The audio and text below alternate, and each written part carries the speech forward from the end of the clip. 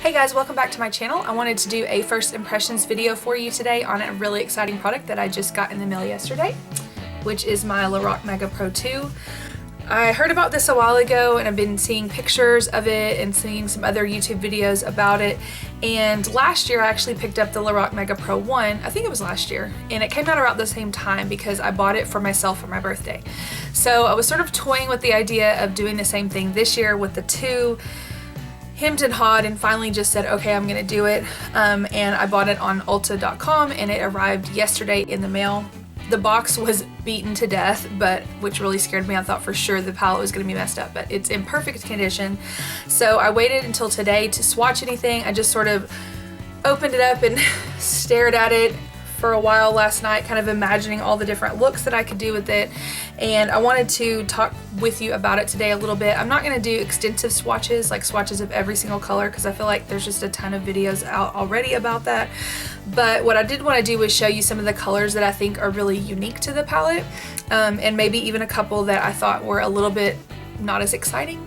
Now, some things that I've heard about this before I purchased it, I saw rather a lot of mixed reviews. Some people were really excited about it and thought it was just fantastic. Other people were not quite as impressed with it. And so I kind of based it off of what I thought of the first one that I bought, because I figured they're probably going to be identical in texture and the way that the colors perform and everything. So I loved the first one, so I thought, well, I'm just going to give this one a try.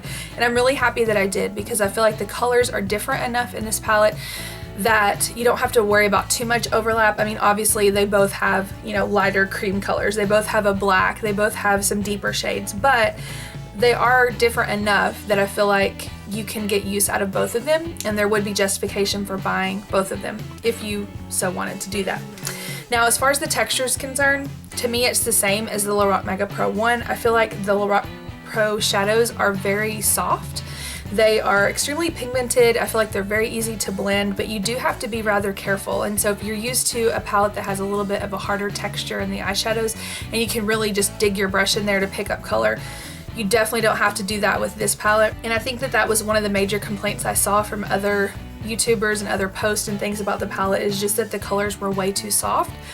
But I feel like if you use a soft hand and you really work with building the shadows up, which you'll see in my demonstration here in a minute, then I don't think there is a problem with it. You just have to know how to treat this palette as opposed to maybe something else that you've used from Wet n Wild or Urban Decay or Clinique. Any of those shadows, they just feel different. They just have a different personality and they require sort of a different finesse.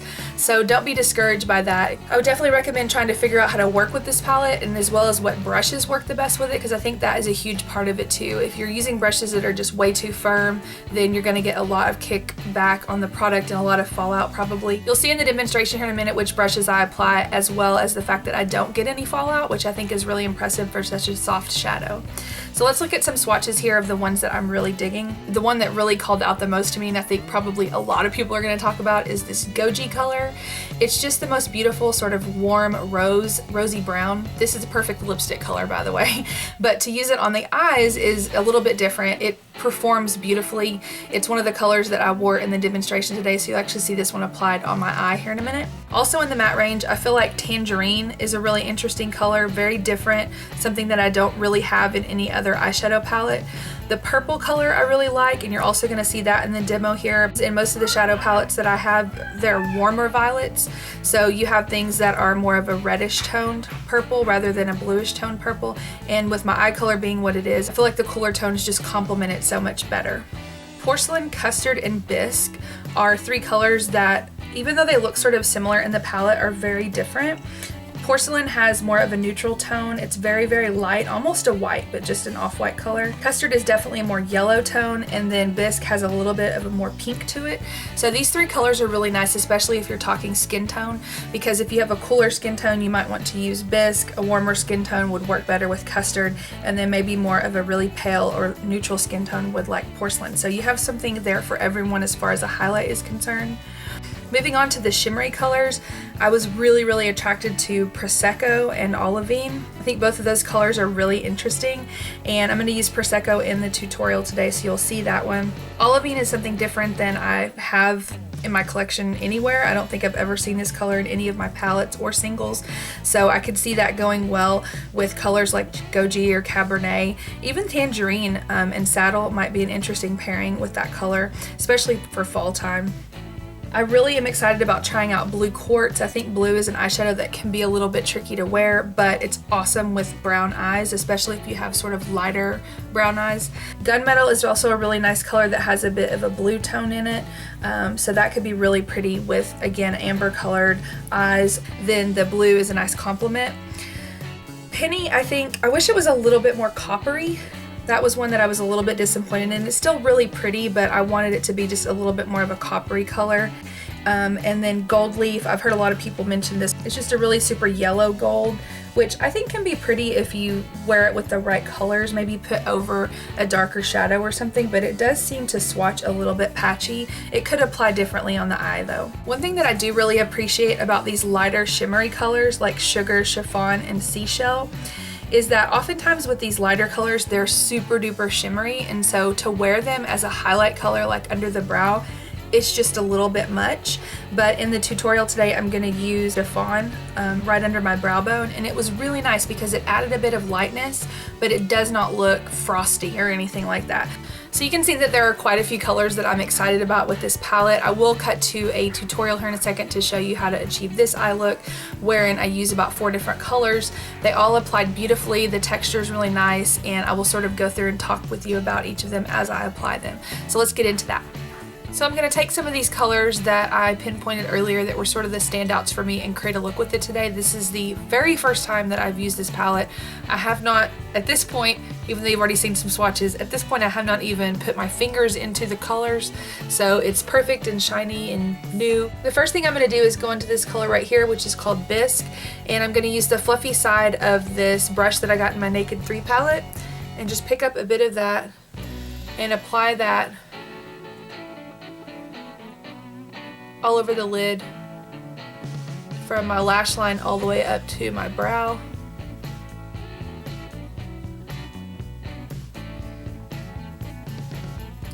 I did apply a primer before this. I used the Jane Cosmetics primer. That's a really good color if you're sort of a lighter, almost paler skin tone. It's just a really nice sort of all over color. If you're a little bit warmer toned, Porcelain might be really good, which is this color right here. The next thing I'm going to do is take my E25 blending brush from Sigma, and I'm going to go into this Goji color right here, which I'm sure is a color that everybody is talking about, just because I don't know, it just looks so nice, and I love this sort of warmer, reddy, brownish color. And I'm just putting that all the way through the crease and then a tiny bit on the outside area of my lid. And I'm blending it quite high because I will go in with another highlighter here in a second and tone that down a bit. But you can see it applies so nicely. To me, it feels like the exact same quality as the LORAC Mega Pro 1, which I got last year. They are a little bit powdery, but I feel like that's just the nature of this eyeshadow palette. It's just what I've expected from it. It's not any different than what I worked with before. And even though they are a little bit powdery, I don't feel like they have a huge amount of fallout because you don't need to put very much on the brush. So as long as you're not just like plowing into the shadow and just barely tapping it, I feel like it works really well. And they just blend so nicely. I'm going to use that same brush that I just used for Goji and go into purple and apply that just on the outside edge here. I love this purple color because I feel like it's a little bit different than what you see in most palettes because it is a little bit more of a blue violet, whereas I feel like a lot of times in palettes you see more warmer violet colors. So I'm just going right on the outside edge, kind of deepening up that Goji color. Oh, I love that. If you have brown eyes or golden tones in your eye, this is a really nice complement to that. So what you probably noticed is I was sort of building it up, going back into the palette, building it up. And I feel like with shadows that are really heavily pigmented, like these are, that's just the best way to do it, because if you try to put too much on at once, you have like too much product and there's too much to blend. But if you'll just tap in, blend, and take your time with it, then you won't have fallout issues and it will just blend a lot nicer, and you can control the amount of product and the amount of color that you're laying down. I'm gonna go back to that brush that I used initially to put bisque all over the lid, and I'm gonna go into this chiffon color, which looks like it doesn't have a huge amount of shimmer, but I think it'll be nice for a highlight without being too much. Yeah. So it's definitely not, you know, glittery or anything like that, but it's gonna give a little bit of a nice highlight there without it being too over the top. Okay, next up I'm going to go into this color here, which is called Prosecco, and I'm actually just going to use my finger and apply that to my lid. Ooh, that's pretty. I love how kind of satiny the LORAC shadows feel. Sometimes with shadows that have a bit of shimmer in them like this does, it can almost feel grainy or something, and I don't like that texture, but these just feel so smooth. And I feel like a lot of people talk badly about these shadows because they feel like they're so soft, but I do think it's because they're really finely milled. They're just a super fine powder. So I put a tiny bit of that in my inner corner also, but that is such a pretty color. I'm gonna go back with my blending brush and just sort of blend those together so there's not like a harsh line or anything.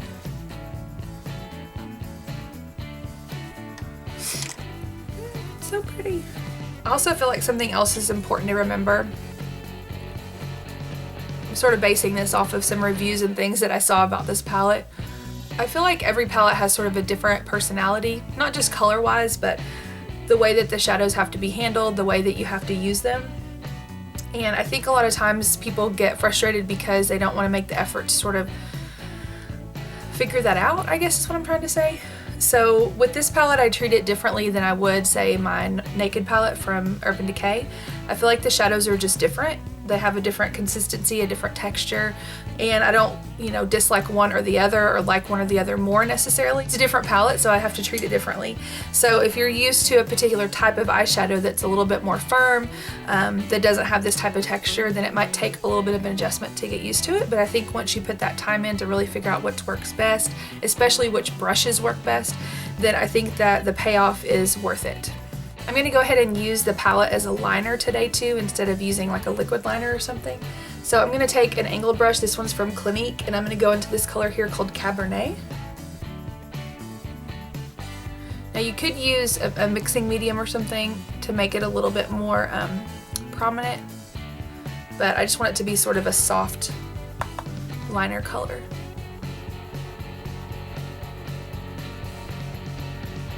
Wing it out a little bit, and then I'm going to take some below the lash line.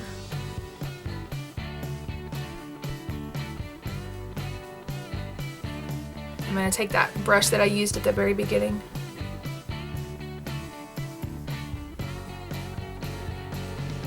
and just soften that up a little bit. So a little bit of definition, but nothing that's too harsh. Lastly, I'm going to take my E36 blending brush, which is sort of like a smaller tapered brush, and I'm going to go into Cabernet once again and concentrate that right in the deepest part of my crease. Now I'm not going all the way over, sort of about halfway, but it just adds a little bit more depth right in the deepest part there. I said lastly, but I'm going to do one more thing. I'm going to take this tiny little detail brush from Eco Tools and go right back into Prosecco, which is the color I used on my lid, and just make sure I have a good amount right on my inner corner there.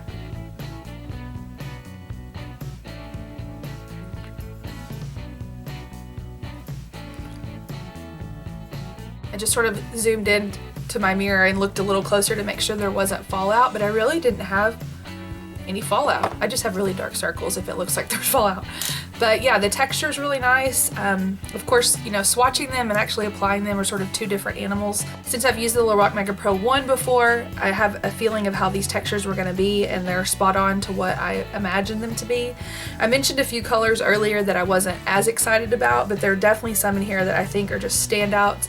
I could see doing so many looks with this palette. So I'm gonna cut out real quick and finish up my makeup, and then I'll be right back. Okay, so there's the finished look. I used quite a few more products after I applied my eyeshadow. I used the Essence Lash Princess False Lash Effect Mascara, which is the shit. It is so awesome. I found it a few weeks ago and I absolutely love it. Look for a video on that coming soon. I first applied on my cheeks the Sonia Kashuk blush in Pink Rose, just here. And then over the top of that, I dusted a little bit of my Benefit Rockateur just to add a little bit of sheen and a bit more color. And then on my lips, I put on my NYX lipstick in Talia, which is an awesome sort of neutral, plummy, light plummy color. And then I went and defined a little bit around the outside of my lips using my Jordana Rock and Rose lip liner just to add a little bit more depth to the lip color. So overall, I'm really pleased with this look. I love this eyeshadow palette thus far. I've only done this look so far, so I can't, you know, 100% say it's the best palette ever, but it definitely gave you an idea of my first impressions, and you could also see how these shadows apply. I could foresee a ton of looks with this, so I would not be surprised if this crops up again, if not on a video, at least on my Facebook page, where I try to post every week at least a couple of different daily looks for you to get an idea of how to use some of these products. So that wraps up this first impressions. I hope you guys enjoyed this and found it helpful. Let me know if you've tried this palette or if you have your eyes set on a few others. Definitely click that box right there to watch my last video, which was a 3 lips, 1 look sort of video. Also, you can follow me on Facebook, Instagram, and Twitter to talk about all things glamour. See you guys later. Bye.